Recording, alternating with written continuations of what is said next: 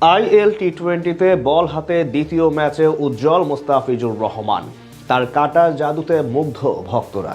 প্রথম ম্যাচে 2 উইকেট নেওয়ার পর আজ আরও একবার প্রমাণ করেন দুবাই ক্যাপিটালসের জার্সি গায়ে। তার কল্যাণে আবুধাবি নাইট রাইডার্সের বিপক্ষে লড়াইও হয় হাড্ডাহাড্ডি।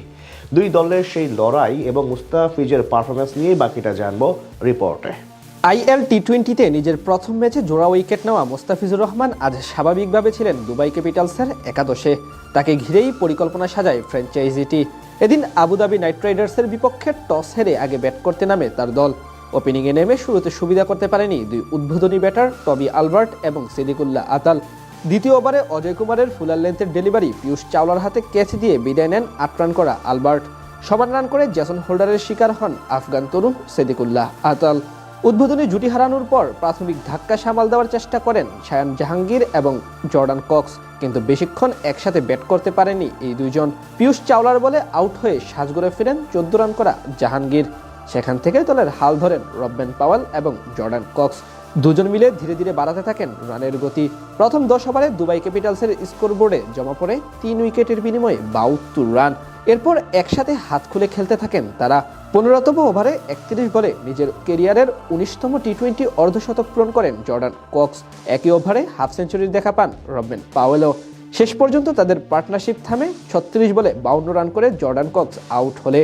যদিও নতুন করে দাসুন সানাকাকে সঙ্গে নিয়ে তাণ্ডব চালাতে থাকেন পাওয়েল।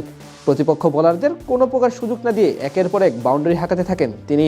আন্দ্রে রাসেলের করা 20তম ওভারে 24 রান তোলেন তিনি, যার সুবাদে শেষ পর্যন্ত পাওয়েলের 52 বলে 96 রানের অপরাজিত ইনিংসে ভর করে 186 রানের পুঁজি পায় দুবাই ক্যাপিটালস।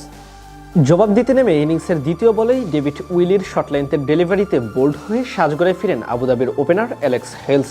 একই ওভারে আলিশান সারাফিউকেও বিদায় করেন এই ইংলিশ পেসার। দ্বিতীয় ওভারে বল করতে আসেন মুস্তাফিজুর রহমান। দ্বিতীয় বলে ফিল সল্টের কাছে একটি 4 হজম করলেও শেষ ডেলিভারিতে অমুকচাঁদকে উইকেটের পিছনে ক্যাচ বানিয়ে সাজঘরে ফেরান টাইগার পেসার।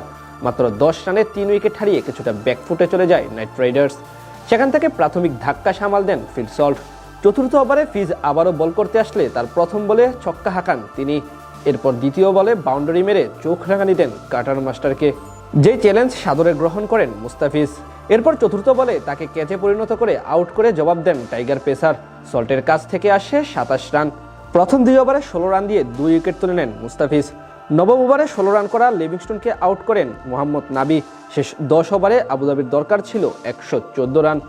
সেখান থেকে বড় ধস নামে আবুধাবির ব্যাটিং অর্ডারে। মাঝে ওয়াকার সালাম খেল এসে নিজের প্রথম 3 ওভারে তুলে নেন পরপর 3 ব্যাটারের উইকেট, আর মোহাম্মদ নাবি নেন জোড়া উইকেট। এতেই পুরোপুরি গুটিয়ে যায় তারা। ফলে সহজে ম্যাচ জিতে যায় মুস্তাফিজুর রহমানদের দুবাই ক্যাপিটালস। বল হাতেও আজ উজ্জ্বল ছিলেন টাইগার এই বামহাতি পেসার।